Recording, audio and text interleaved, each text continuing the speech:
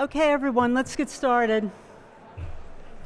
I want to welcome everyone to the 61st Biophysics Society Awards presentation and national lecture. So, here we are. Okay, so first I want to talk about the program itself and the enormous amount of work that went into making the program a success. And we had a really good program committee that took into account the scientific diversity of the society, representing established fields and nascent fields. And can I get a slide of the program committee? It was done by a committee. First I'll point out Olga Bulker.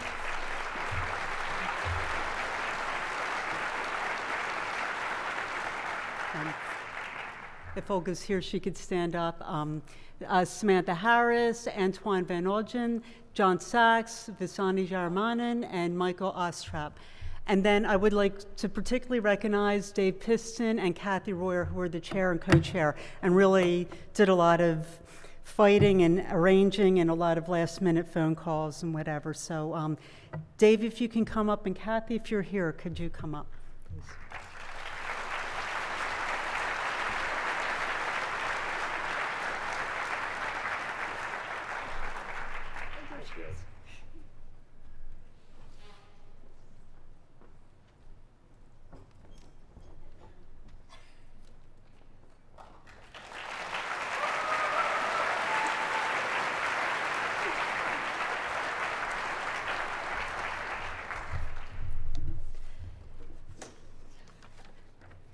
Okay, so the future of biophysics depends on young people entering the field, and this year we started a new initiative, an undergraduate poster competition. We had more than 40 poster presentations from undergrads, and 3 were selected for the awards. And the awardees are Daniel Marzoff from James Madison University, Manuel Ramos from University of Texas, Rio Grande Valley, and Chan Komlakoglu from Virginia Commonwealth. So if you can come up.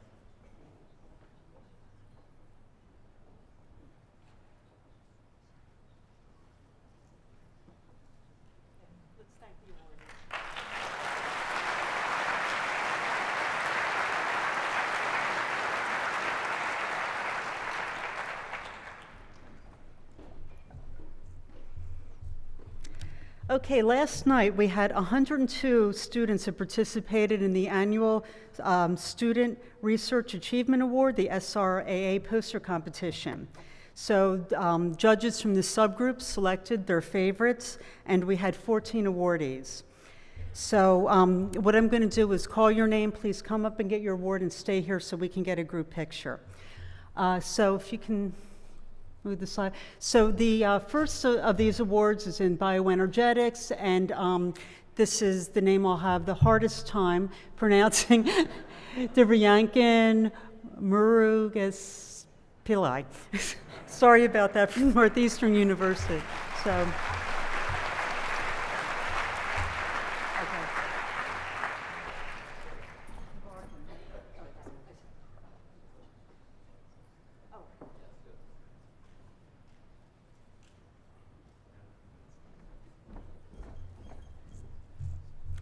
Okay, in biological fluorescence, Mikala Demura from Dusseldorf, and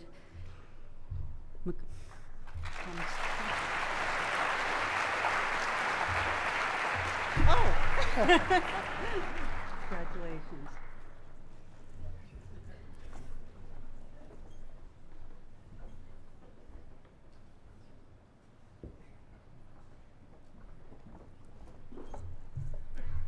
Okay, in biopolymers in vivo, we have Hugo Brando from Harvard University. Hugo?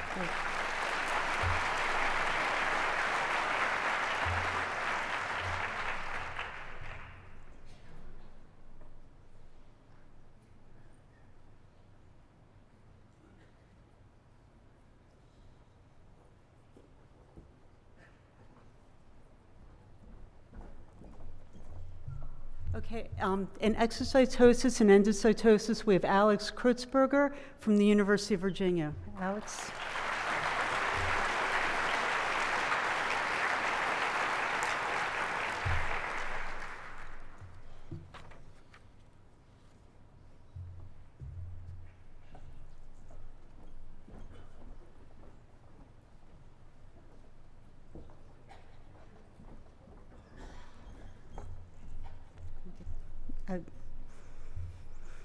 Okay, moving on. In intrinsically disordered proteins, we have Chandra Baptaditcha. I'm so sorry, Chandra. Okay, and that's from the Tata Institute in Mumbai.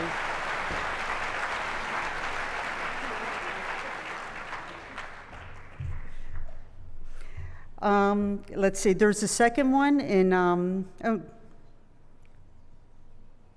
wait. No, oh, yes, I'm sorry. And there's the second one is Tyler Harmon from Washington University, St. Louis.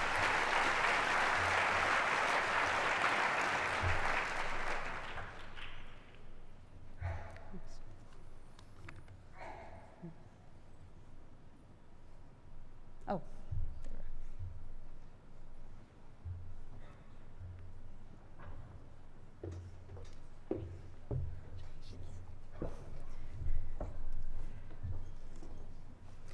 Okay, in mechanobiology, we have Ugur Centener from University of Maryland.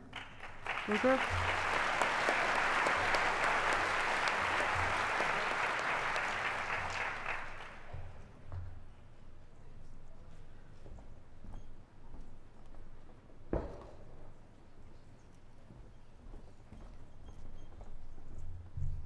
In membrane biophysics, we have two winners. We have Caitlin Nurek from UT Health Science Center.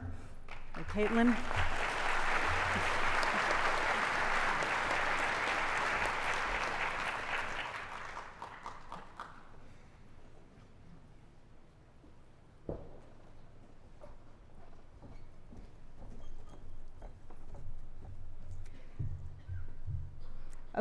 Okay. In membrane structure and assembly, we have Raquel Arroyo from University in Madrid, Complutense.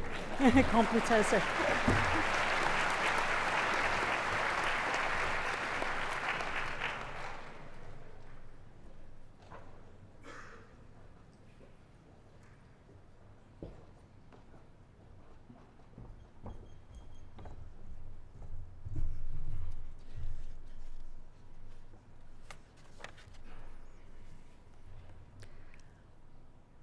In molecular biophysics, Kalal Kapo from Stanford University.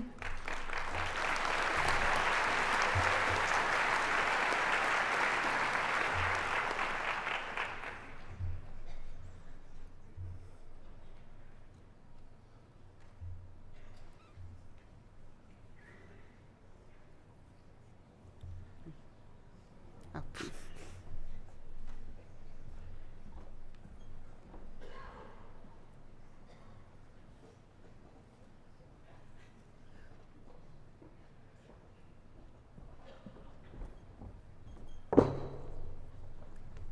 In motility and cytoskeleton, Sanaz Mobed Abulfath from Catholic University of America.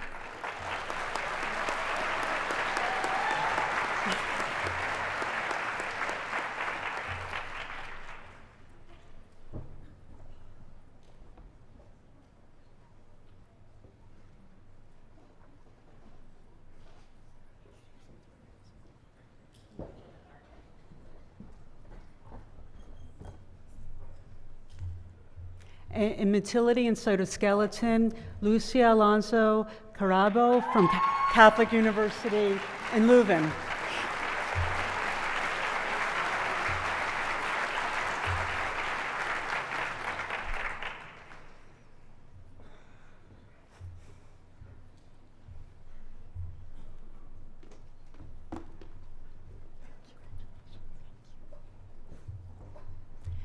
In nanoscale biophysics, Rima Rabiai from Northeastern Illinois University.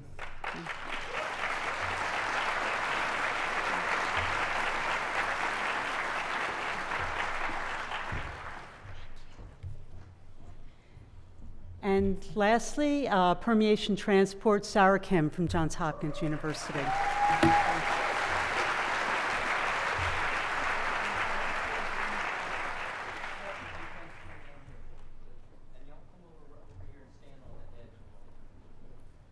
And we have to take a picture.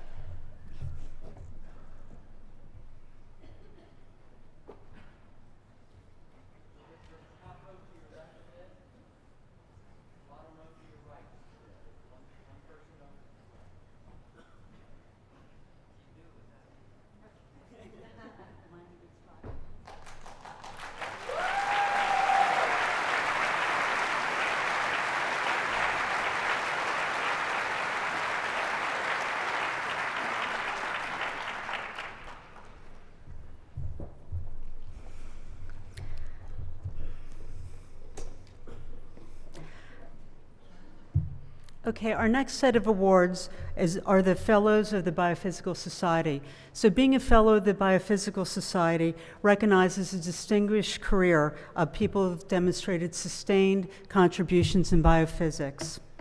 This year's Fellows are Jonathan Howard from Yale University.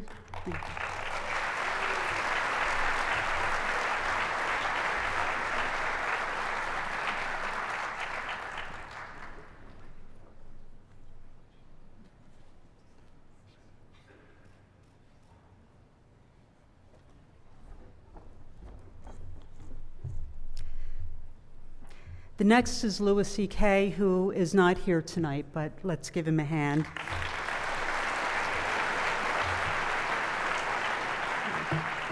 Our next fellow is Brian Kabilka from Stanford.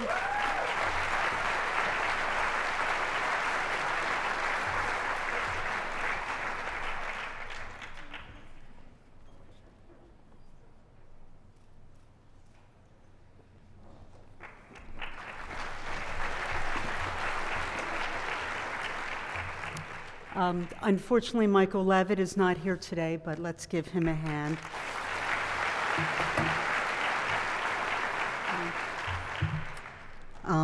Now we have Jane Richardson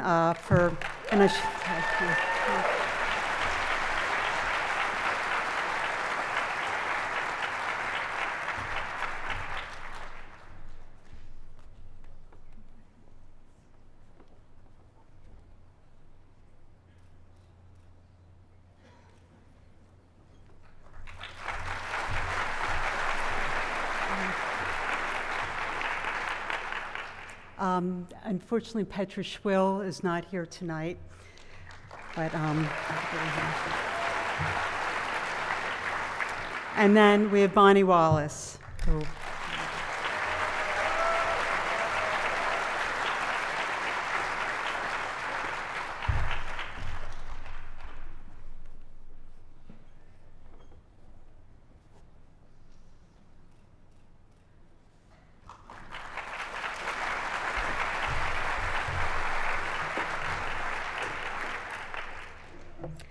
Our next award is the Emily Gray Award, which recognizes people who've made significant contributions in education.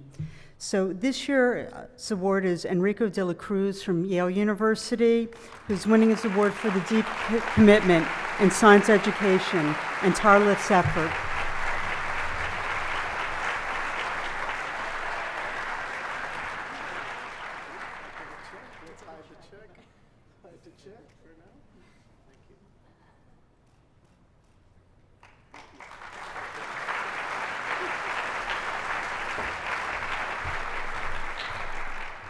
Okay, so tomorrow we're going to recognize the Avanti, the Anatrace, the Dayhoff, the Brawny, the founders, the Kenosha, and the Biophysical Journal Paper of the Year winners. So they'll be at a symposium that starts at 10:45, and so you'll get to hear about their work. Also remember that the Society is now open for nominations for awards for 2018. So if you have a colleague that you think is deserving, please nominate them. Okay, so this comes to the best part of the evening, which is the National Lecture. So the National Lecture is the highest award that the Society can convey in an individual person. And tonight's national lecturer is Eric Betzig, who's going to talk to us about imaging cellular structure and dynamics from molecules to organisms. So I'll just give you a brief background about Eric. He got his PhD in physics from Caltech, BA at Caltech, PhD in Cornell, where he started working on super resolution microscopes. And then he went to Bell Labs, and he developed the first microscope that could go resolve things below 0.2 microns at room temperature. For that, he won a Macmillan Award and a Baker Award, which was now been named the National Academy of Sciences Research Initiative Award. He left Bell Labs, as many people did, and became a house husband for a while, worked in a family business. He founded a company that would develop palm instrumentation, and I heard you built the prototype in one of your colleagues' living room, Howard Hess, who has a very understanding spouse, right? Then we went to Janelia Farms, and in 2014 he received the Nobel Prize along with Stefan Hell and Bill Moyner for super resolution microscopy. So please join me in welcoming Eric Betzig.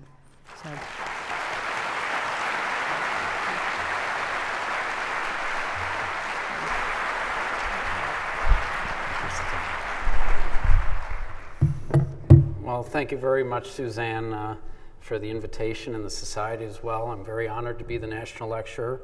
I actually owe this society a pretty big debt. My very first graduate school talk was at the Biophysical Society back in the mid-'80s, and when I was unemployed in 2004 or so, and wondering what I wanted to do with the rest of my life, it was at a Biophysical Society meeting in San Antonio that I decided that I wanted to try to do some kind of inventions that would relate to biology again.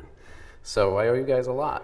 So for me, one of the most important challenges, or more interesting challenges, or questions, is how do we go from individual protein molecules, which are inanimate and expressed stochastically in the cell, and somehow magically get these things to self-assemble to create the animate cell, which can eat, move, reproduce, excrete, and is furthermore robust under perturbation. So in order to understand this, it's my belief, because it is animate, that you have to look at the living cell. And the best tool that has existed for doing that is the optical microscope. But it has a limitation in that if that's the size of the protein molecule, then that's the image of the protein molecule in an optical microscope. So it's too coarse by 2 orders of magnitude. So that's been a fundamental challenge for some time. Now, it's not so difficult if you look at that fuzzy blob there to see that protein molecule is where the center of that blob is, and hence where the protein molecule is. So if there were only one, it could be a solvable problem. The problem is that there's a whole bunch of molecules all crammed together inside of the cell, and those fuzzy blobs overlap, as you can see at the bottom there, and then you have trouble. So the way out of this was found out by my buddy and I, Harold Hess, when in 2005 we learned about a new type of fluorescent protein called photoactivated fluorescent proteins. In a normal fluorescent molecule, you shine blue light on it, it glows green. With a photoactivated protein, nothing happens when you shine the blue light on. But if you first shine a little violet light on, you convert it to a photofluorescent state, and then the blue light makes it glow green. And so we figured, hey, well, all we have to do then is turn that violet light down so low that only a few molecules pop on at a time. And then they're likely to be spatially isolated from one another. We can find those centers of those blobs, turn on another subset of molecules on and on and on until we find the locations of all the molecules. And hence we have our super resolution image beyond the diffraction limit. Well, we thought this was a ridiculously simple idea, which excited us and terrified us at the same time, because we said, God, why hasn't anybody done this already? So we figured we'd have to move fast. The only problem was that we were unemployed. And so the good news is that when I left Bell Labs in the 90s, Being the jerk that I am, I told them all to go to hell, and Harold is much smarter than I am, so that when he left, he was able to take all of his equipment with him. So he was able to pull all of that out of the storage shed. We put $25K each of our own money into it, and like Suzanne said, we built it in Harold's living room. And it wasn't that he had an understanding wife. Harold had no wife, which is why we were able to do it there. So then it proceeded smoothly. But our big problem was that as two physicists, we knew zero biology. I remember early on, we learned about these photoactivated proteins by Mike Davidson, who sadly passed away in the last year. But Mike was saying when we first talked about doing the experiment, oh, we'll do a transient transfection. I'm like, what the hell is a transient transfection?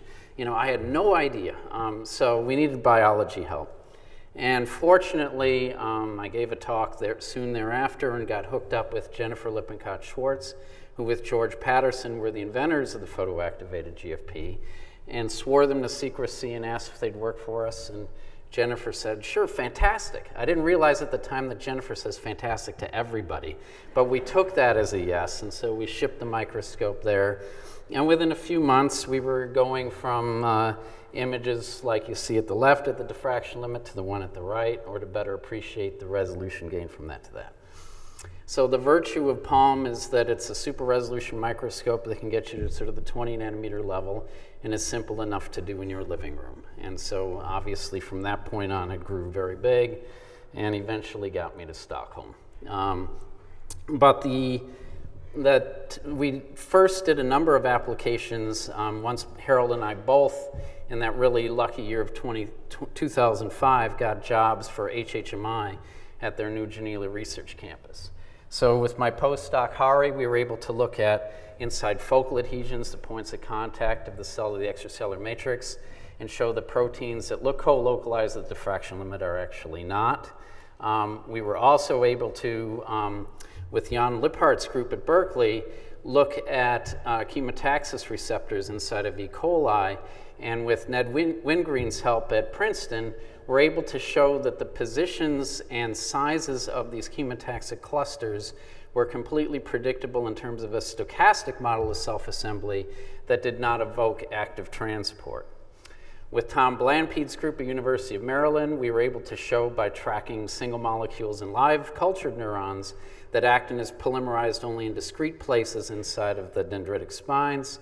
Harold, of course, being the better physicist than I am, eventually created the ultimate 3D palm microscope that interferes the light from every photon with itself going in opposite directions, and eventually made the best 3D microscope where, with Claire Waterman's group, he was able to decipher the vertical organization of focal adhesions from the ECM up to the actin cytoskeleton.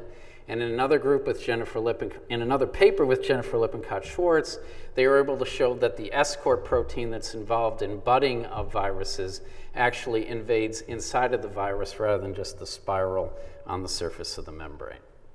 So all of that's the good news about PALM, but by 2008, I was pretty frustrated with it. And part of the reason is as follows. First, 99% of what we've seen by super resolution so far is from chemically fixed cells. But the purpose of these fixatives is to cross-link proteins. And so as you can see in these images of actin at the left, first off, you would blow out many of the filaments. And second, as you can see in the ER on the right, you would get aggregation of the protein, which is clearly non-physical. And so I go to a lot of talks where the title of the conference is Seeing is Believing. And I always say in my talk at these things, how can we believe what we see? I'm really terrified about artifacts in everything we do in biology and every measurement we make in biology, and it really kind of consumes me, that problem, and it's certainly no more true than in super resolution.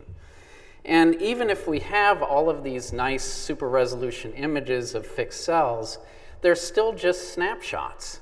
And I was very highly motivated by a talk I heard by Scott Fraser that he said, the goal of biology is to understand the rules of the game by which proteins create life.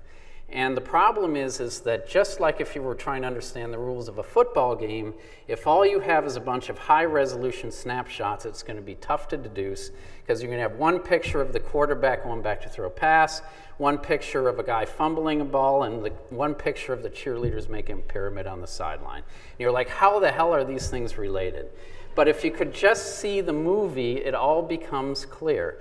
And I said at that point, shit, I've looked at dead stuff my entire life. It's time to finally look at living things. And so there is a way of doing Palm in live cells, which was motivated by, again, a collaboration with Harold and Jennifer. And so we can photoactivate subsets of molecules and then watch them diffuse. So we call that SPT Palm. In the initial paper, we used that to look at the left at the differences in the diffusion rates of one very mobile protein in the membrane versus one that aggregates into these virus-like particles. On the right, you see a great example that appeared last year by James Liu at Janelia.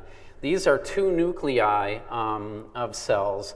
The one has the wild-type Huntington protein, but the one at the right has the glutamate repeat, which then creates these aggregates that you have in Huntington's disease. And he was able to show in that purple picture that you see that these aggregates actually act as traps for transcription factors. So that as a result, they end up downregulating expression of certain genes downstream.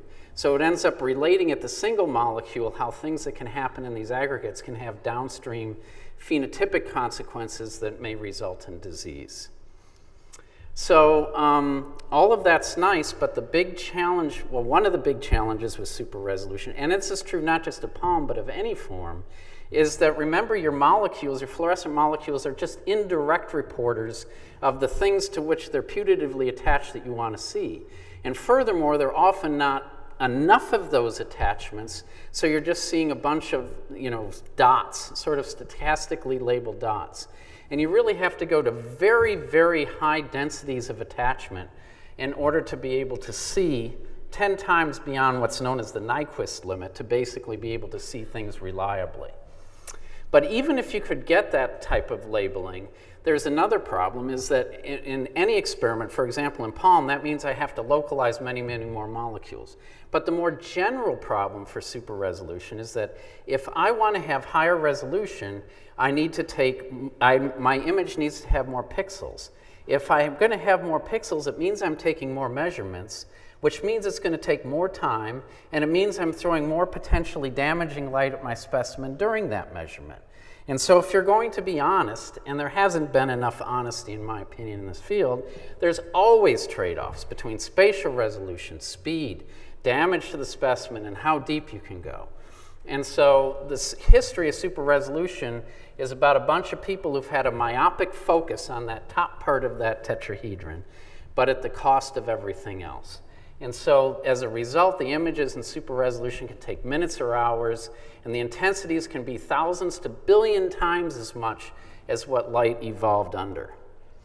And so the guy who understood all of these limitations well before the rest of us was Mats Gustafsson, who was an assistant prof at UCSF, and then we were fortunate enough to recruit him to Janelia.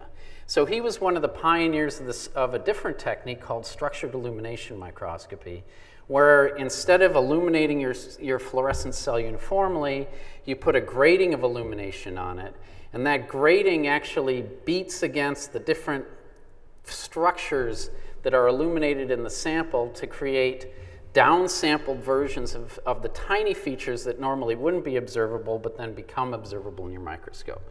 So by taking a series of images with different orientations and phases of that grading pattern, you can deduce resolution out to twice beyond the diffraction limit.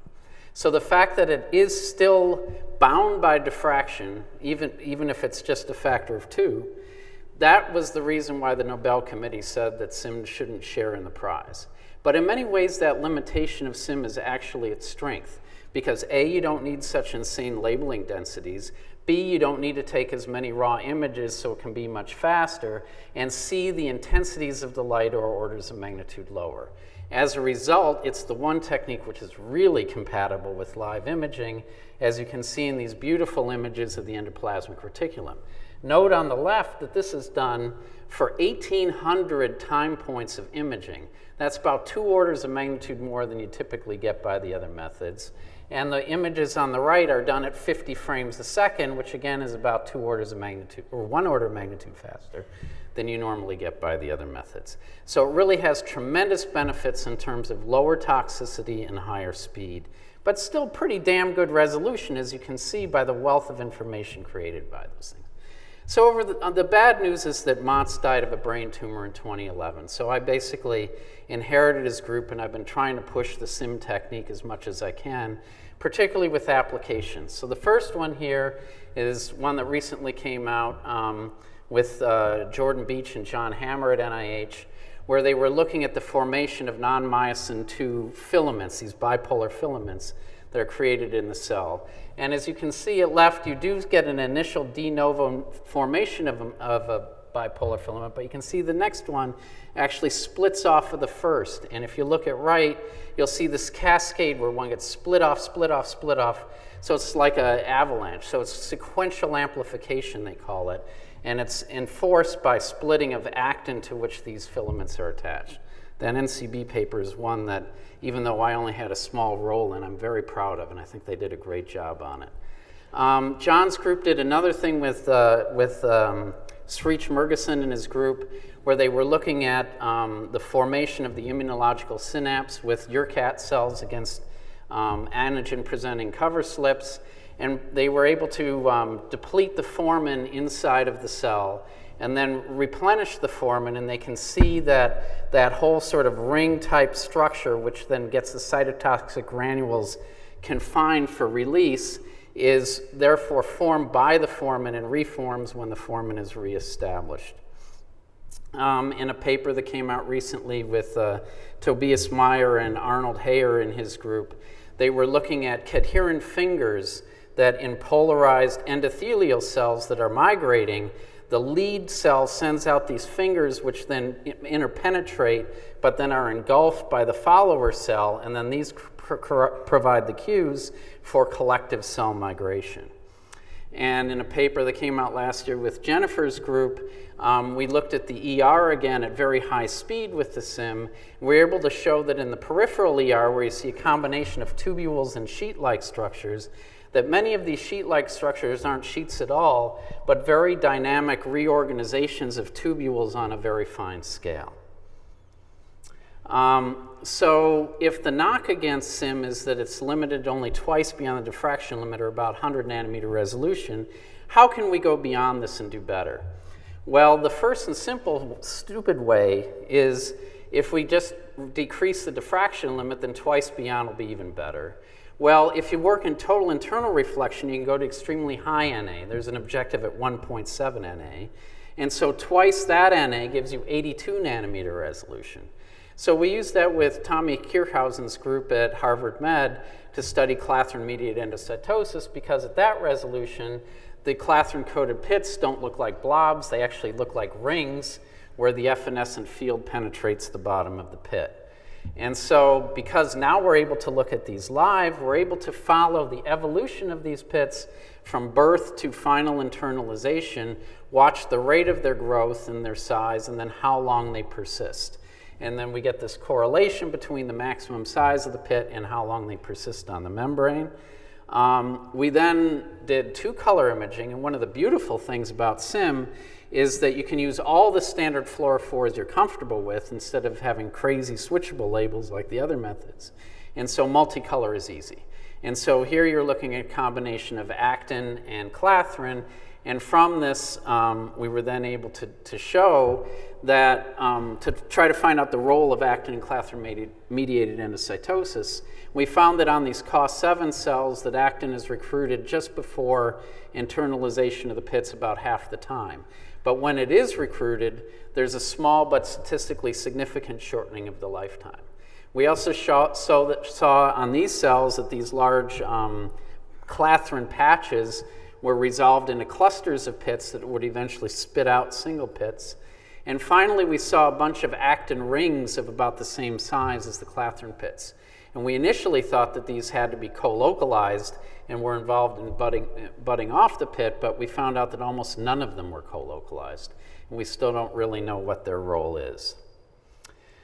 So that gets us to 82 nanometer resolution, but what if we want even more in SIM? Well, this is something that Mats was working on when he passed away, and in order to do that, you need to use the same photo switching tricks that Palm and STED use. And so in our case, what we did is, remember I said you can use violet light to turn on photoactive molecules. Well, we use one grating of light to turn on the molecules, and then a second grating of light to read out the molecules. Because we use 2 gratings instead of 1, that means the resolution gain goes to 3x instead of 2x, so that gets us down to 62 nanometer resolution. And then we can see in this case, the active cytoskeleton in live cells with really great detail. Still at very low power, still at fairly high speed, but not as long as the regular SIM or for as many frames. And so again, that's what I'm saying about these trade-offs. We get a resolution gain by moving up on that tetrahedron towards the one vertex for high resolution, but moving away from the other vertices for the speed and the longevity. So we use that then in some examples in this paper there to look at both early endosomes and their trafficking in the cell relative to actin. We can even start to resolve the shapes of these early endosomes to a degree, and then as well look at alpha-actinin and its role in binding both filopodia and in membrane ruffles at the edges of the cell.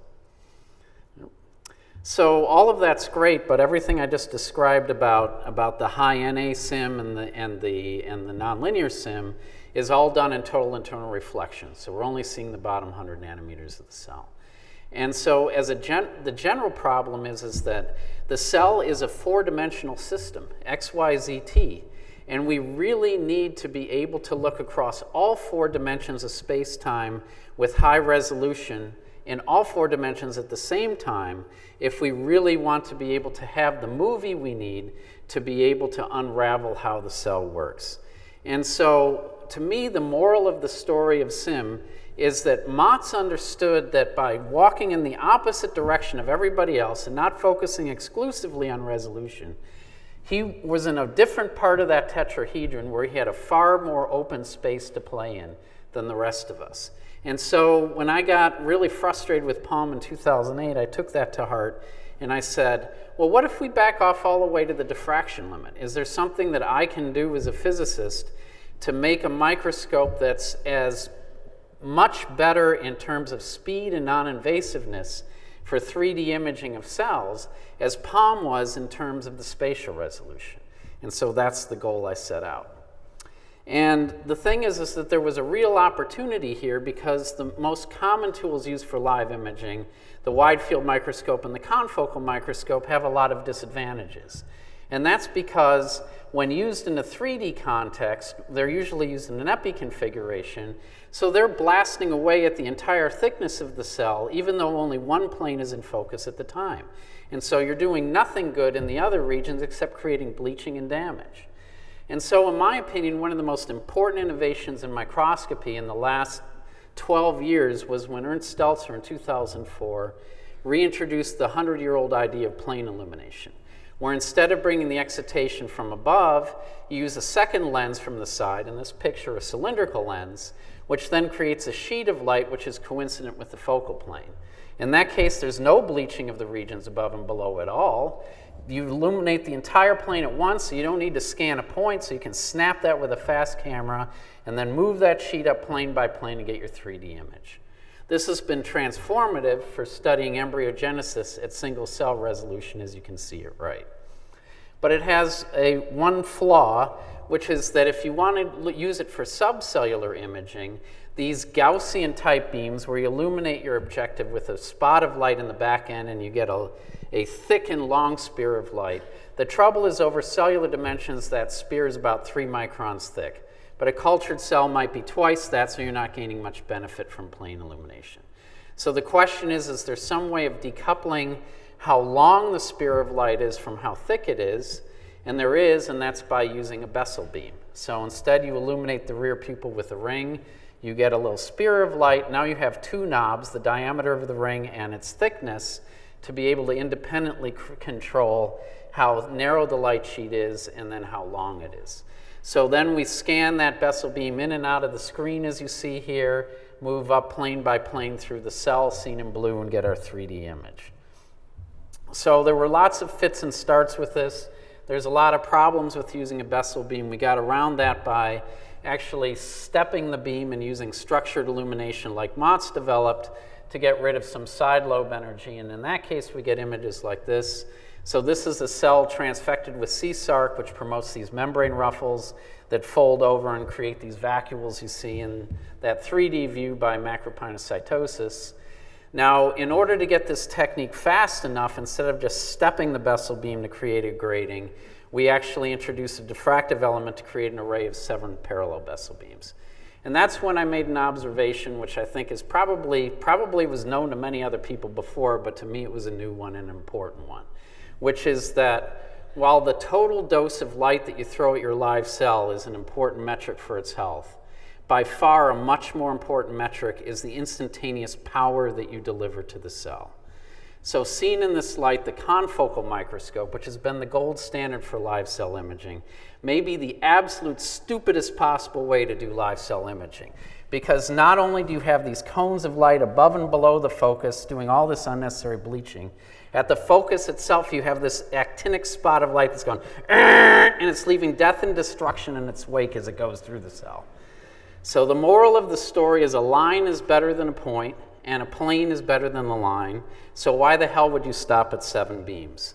So eventually this led to my pulling out of the trash some old theory I'd written just before I was doing Palm on something called an optical lattice microscope.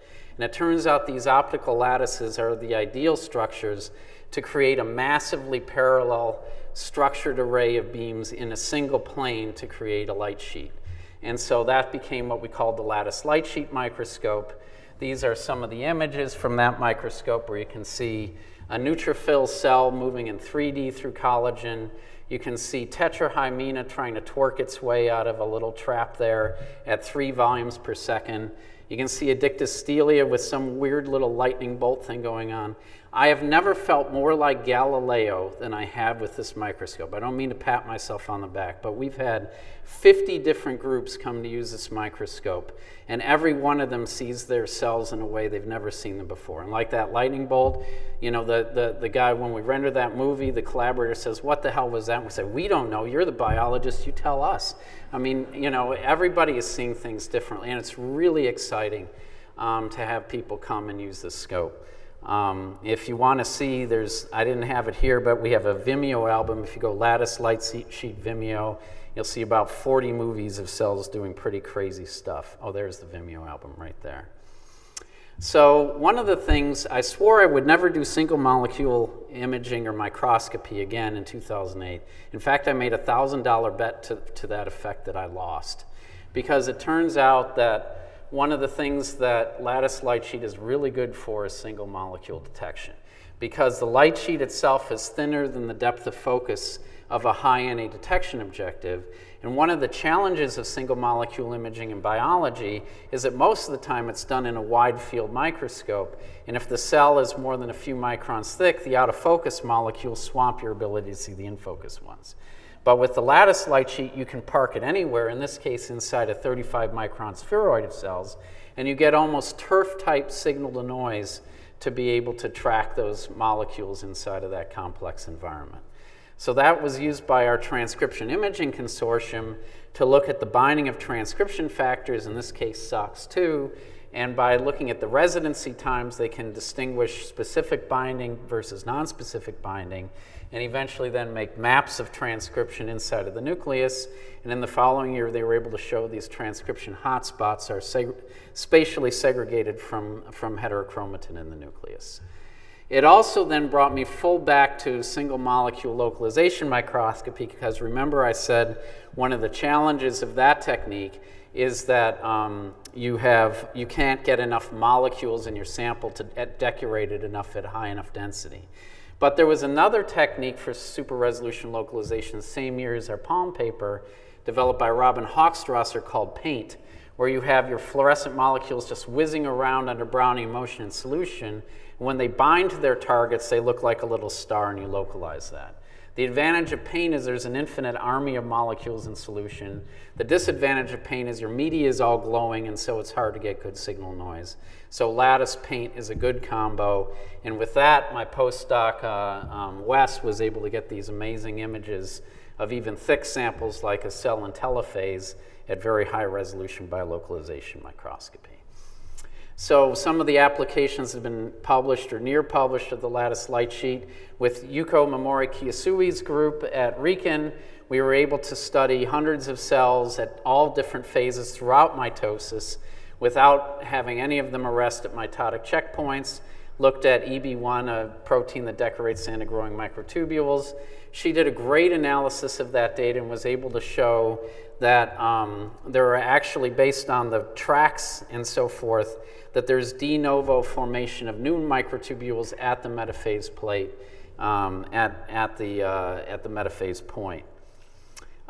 With Tommy Kierhausen's group, we looked at clathrin again, but now in 3D at both the dorsal and ventral surfaces.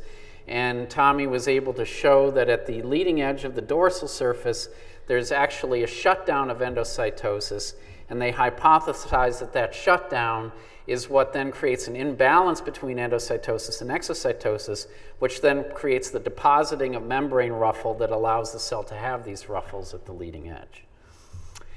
We worked with Jillian Griffiths and Jennifer again, and Alex Ritter and their group to study the formation of the immunological synapse on real dendritic cells in 3D, and was able to identify this extremely fast flow of actin that happens on the formation of the synapse.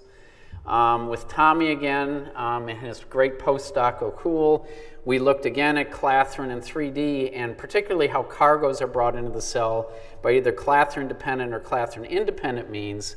Was able to show with Shiga toxin that although clathrin-independent means was the more common event, the cargoes were so much bigger with clathrin-dependent that they dominated the total load that was brought in. And finally, in a paper with Jennifer's group and Alex Valm and Sarah Cohen and her group, there's actually a poster on this today out there. We were able to do the lattice light sheet now in 5D, X, Y, Z, T, and 6 different colors at once to look at the interactions of different organelles inside of the cell and unravel what Jennifer calls the organelle interactome, or how different organelles interact with one another where and when inside of the cell, which is a really tough computational problem, as we've learned.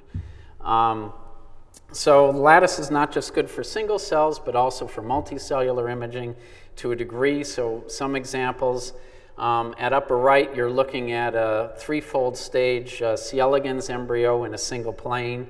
It's moving so fast because of the muscle contractions, you can't even do the 3D with lattice.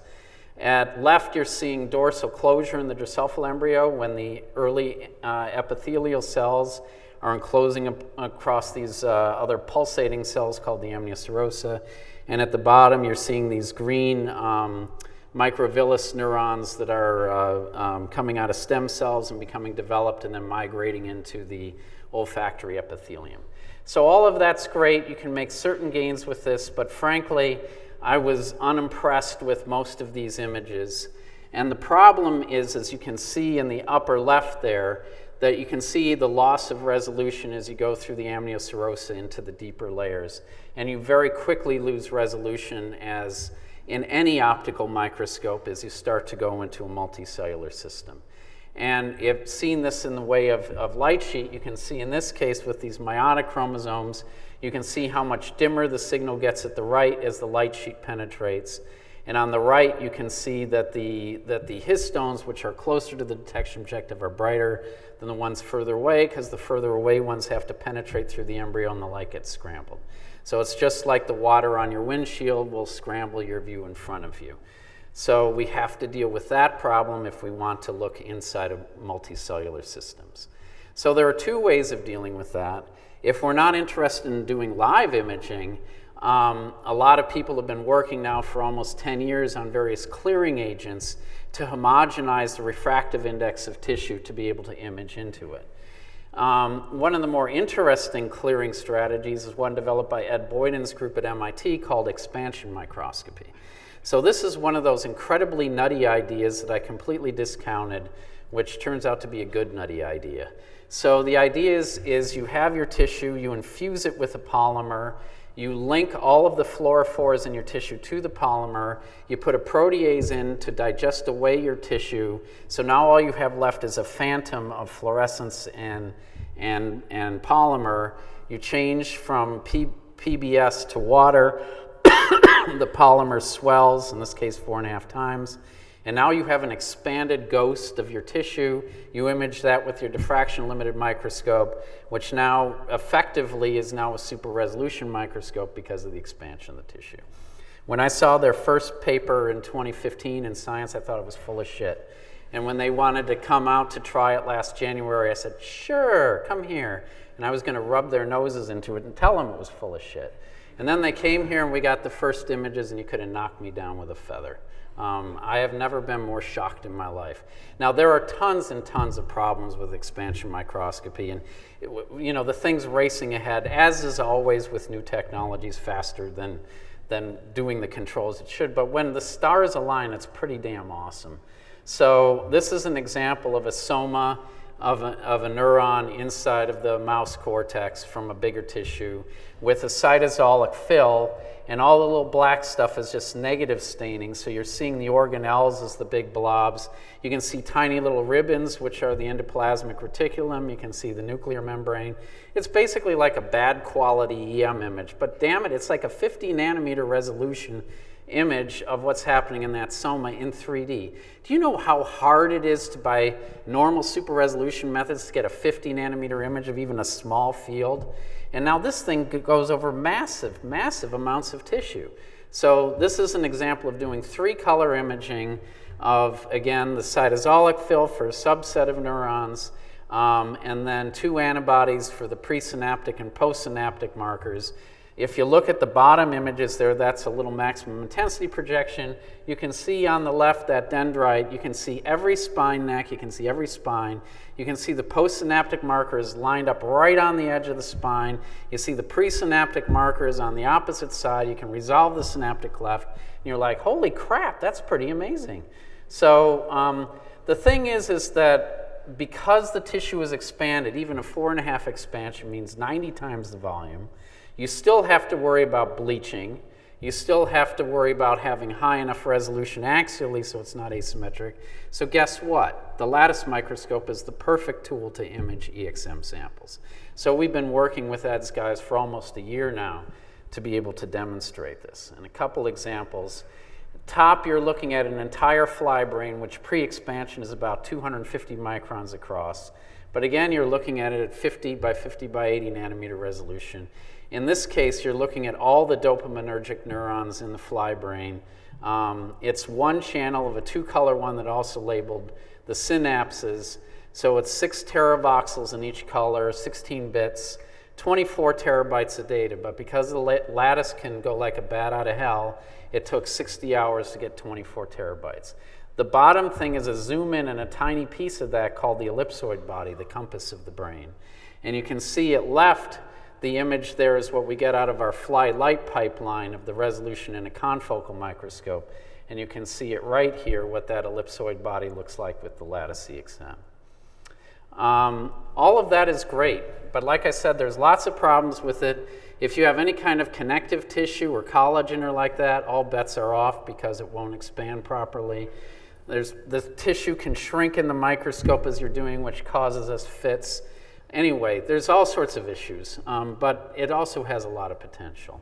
But one thing, I probably should never say never, because when Nobel laureates say something's impossible, that's usually when somebody does it. But I think that it will be damn difficult for anybody to do expansion microscopy on living things. So I think I'm on fairly safe ground saying that. So therefore, what the hell am I going to do to be able to do multicellular imaging of live things and still get the resolution I want? Well, the good news is this problem of all the refractive index garbage is an old problem, and it's a problem astronomers solved 50 years ago with something called adaptive optics.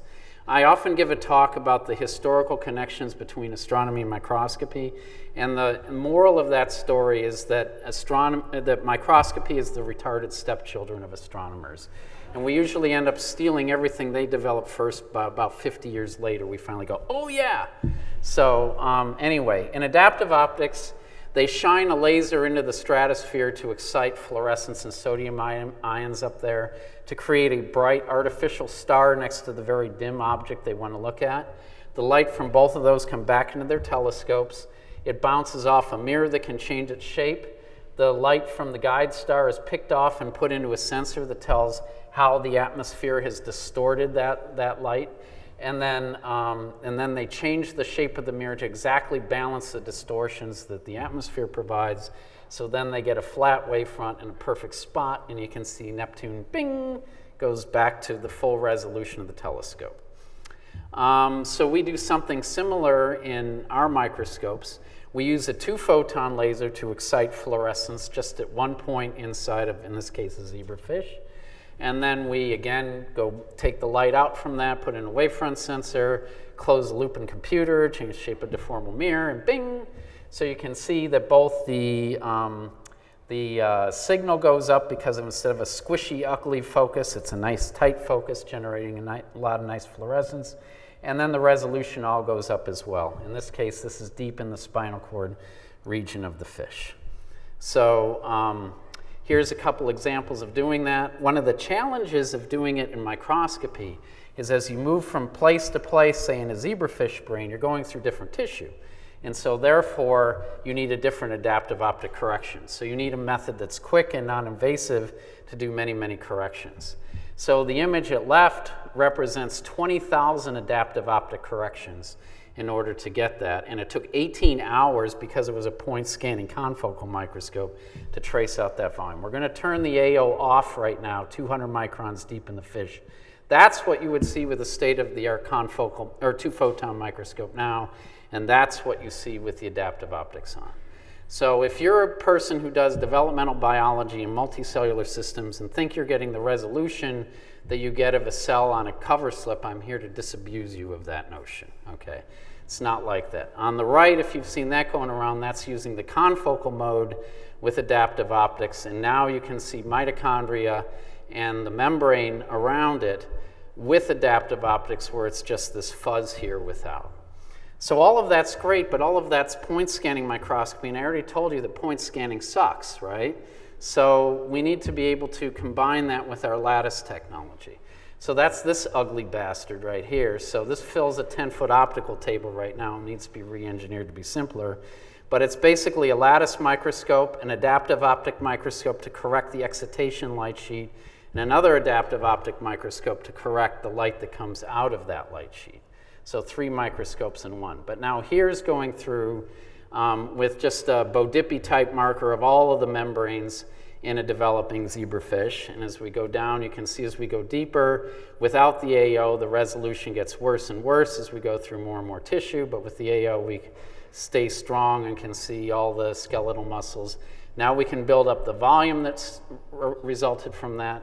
Now this is a similar volume to what I showed you before and the one that's been all around this conference here, but that was taken in 18 hours and this was taken in 7.5 minutes because it was done by lattice. And then furthermore, we can look at it for 75 time points to watch the development and have this view of everything that's happening inside of that organism.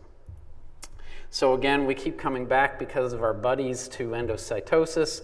So atop with Dave Drubin's group at Berkeley, we've been looking at organoids. The organoids themselves aren't too aberrating, but the matrigel that they're in is certainly aberrating. And so you can see as this movie goes around in some orthoslices in 2 different colors with these gene-edited guys, the gene-edited AP2 only has about 40 molecules in it. So the fact that you can recover the resolution is critical because otherwise you're never going to see it, or even if you did, it would bleach too quickly. Now the one at the bottom is looking at clathrin-coated pits inside an actual developing zebrafish here. And as you can see here in this orthoslice, when he's going to stop, you may not be able to see it, but most of those clathrin pits are actually locked in at T-tubules that are transversing the skeletal cell, or the muscle cells. And then eventually there's some active transport across from one T-tubule to the next. And then we also been using this to study neural development with Minoru Koyama at Janelia. So you can see here the non-AO and the AO. With the non-AO, you really can't see the small axonal processes at all. But once you have the AO on, all of that is recovered. And so then, again, in this fish, once he's done weaving his way through the middle of it, you'll start to see the dynamics. And if you look carefully, you'll see these axons grow, and you'll see the little growth cones at the end of them as they're coming along here in some of these images. You can see one at the very top left there as he's coming along and coming in there. So it's not perfect, but it's a hell of a lot better than without it. Now, for me, this gets into, again, the final thing, which is to be able to study the cell in its native state. So I'm no biologist, but I was trained as a physicist, and like I said earlier in the talk, we always worry about the observer effect in physics, that whatever we do is perturbing the system. My personal belief as a non-biologist is that we have never studied the cell in its native state, and that's for 3 different reasons. First, as powerful as fluorescent proteins are, we've often used them at uncontrolled expression levels, which can change the homeostatic balance of the cell. So genome editing like CRISPR-Cas9 is a way of addressing that problem. The second problem is we studied them with confocal and other microscopes that have stressed the crap out of these cells and then changed them from their native state. And the lattice light sheet is a way of addressing that problem. But the final problem is that too much of what optical microscopy has taught us about cell biology has been by looking at immortalized cells on cover slips, and it's damn for sure that they didn't evolve there. So the only way we're going to really see the cell in its native physiological state is by seeing it in its parent organism, where it has all the local environmental cues that drive gene expression that then result into these dynamic and structural phenotypes that we actually observe in the microscope. So it's absolutely essential to have adaptive optics for that. And so to me, this kind of thing is the future of cell biology, to really be able to look at organelles, to look at things like in that bottom left one, where you can see the Golgi has all sorts of different morphologies depending on cell types and depending on location in the cell. And so in that one, at the midline of the brain, all of the Golgis are long stringy things that orient to one side of the cell that's closest to the midline. And so whereas in the skin cells, they wrap around the nucleus, and so there's all sorts of different morphologies. The ER doesn't look anything like the reticular nets that you see on a cover slip. They all look more like the ER that's all scrolled up in mitosis. So there's a limit to what we'll ever be able to learn by looking at immortalized cells.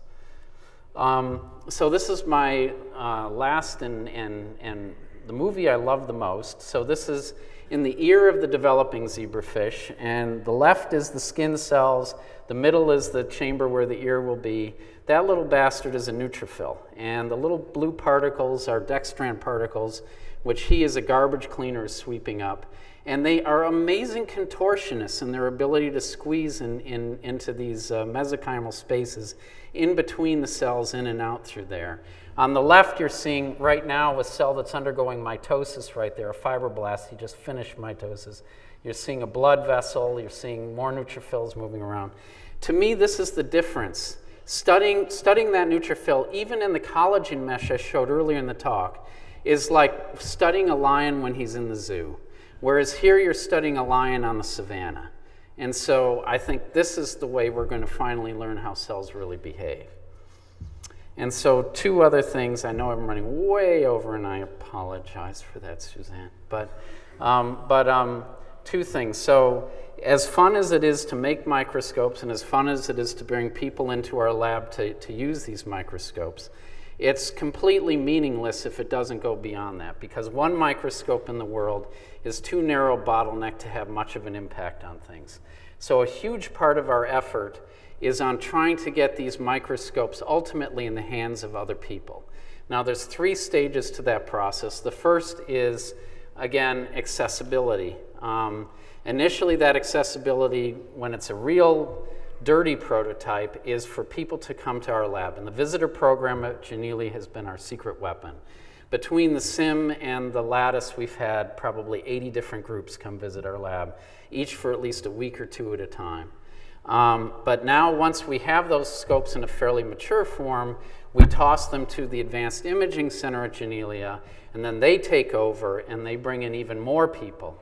And the AIC is meant only for outside people to come in and answer their questions. And if you pay for the plane ticket, they pay for everything else. So they pay for all the reagents. You can send your cells in advance. They'll even make plasmids for you. They'll transfect them for you. They'll be ready when you pop in the door. You'll spend 2 weeks looking at your cells, and you will have the time of your life. You'll be able to go to the pub in the evening and drink if you want, but you'll think you're on a synchrotron beamline because you're going to want to get the most data you can. And it's a blast, and everybody has loved it. So that's the first step, is accessibility in-house. Then for the Lattice light sheet, we've documented down to the screws how to build your own. We put on workshops that are on videos of how to build them. So if you have the technical chops and want to do it, you can do that. But ultimately, it has to go to commercialization, because they're the people who will put in the really hard developmental work to make turnkey products that people can afford. And so part of the AIC's mission is to generate enough demand that they're willing to take that risk and be able to do that commercialization. So that's been a very important part of our success. And the last thing I would like to say, particularly for the young people in the audience, is Janelia is now 10 years old. And I have had the time of my life at Janelia. It has been a blast. And I can't thank them enough for what they've meant to me. But Janelia would like to go back to its roots and hire a lot of really crazy people like I was 10 years ago, and a lot of young people. We want to hire, see, I've never been attracted to be in academia, okay? And the problem is that I've always wanted to work at the bench myself. And I always viewed the whole academic model of taking somebody from their postdoc who finally is a really great researcher and rip them out of the lab and make them basically the CEO of a small nonprofit as an assistant professor. That seems fucking stupid to me, I'm sorry. And if you are the type of person who doesn't want, if you are the type of person who has a passionate idea and who wants to pursue that idea with your own hands and a small group of other people with basically unlimited resources and nobody on your back, so you can do something crazy and far out because the NIH doesn't fund crazy and far out, then come to Janelia. Talk to me, talk to Jerry, look at that website, think about it. But we are looking for people, or even older people like myself, who want to do a career move and do something new and different. But it's not meant to be like an assistant professor who doesn't have to write grants. That's the wrong way to think about it. The way to think about it is, I have this crazy thing I feel passionate about, and I'm going to really focus 100% of my attention on it and do it with my own hands and a few other people. If you're that kind of person, then by all means, you're Janelia's type of people, and I hope you think about contacting us. I couldn't believe my fortune when Janelia appeared on the scene exactly when I needed it, because I had that environment at Bell, and I was lost until that environment was recreated with Janelia. And so finally, and there's too many people to thank, but I will say that, I've been at Janelia 10 years. My group has averaged 3. What I've talked about in this talk is just the tip of the iceberg of everything we've done. And a lot of it is due to a lot of great collaborators who come through. But honestly, I really feel that my group of 3 has outproduced groups of 60, many groups of 60. And it's because our group is so small and so tight that we're able to really focus on problems and get somewhere fast. And I wish people understood the power of that model better. Thank you for your time.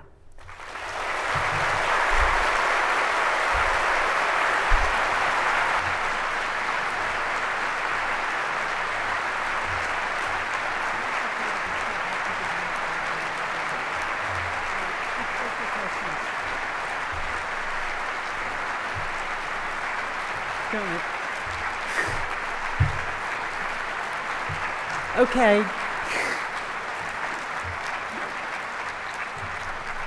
All right, so before we all run him down to go work at Janelia, does anybody have any quick questions? And I still have to give him your plaque. I wasn't going to give it to you till after. All right. So any questions for Eric? Well, you can save them for after then. There or we go. All Email. right. Oh, is there somebody? Yeah. I was just wondering, what is the fiducial standard to adjust the AO? Yeah, so what the fiducial standard is the two-photon laser creates the spot of light in the sample that's the fiducial. And so when that spot is viewed as aberrated by the wavefront sensor, that creates the information to make the correction. All right. Show me. Okay, now I'd like to present Eric with a plaque and get a picture taken. All right. And a check. Thank you. Thank you. That was wonderful. And then it comes over. All right, good. Okay. Where's our photographer? Is he here or gone? Okay, photographer. Okay. Okay, well, somebody else there. We can get, Ahmed can get it for us on his cell phone there. Yeah. I guess I was supposed to do it before. Yeah.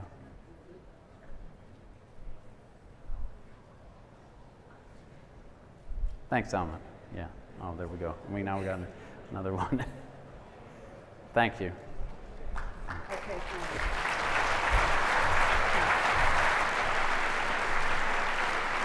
And everybody is invited to the reception in the Hilton Grand Ballroom. So, thank you.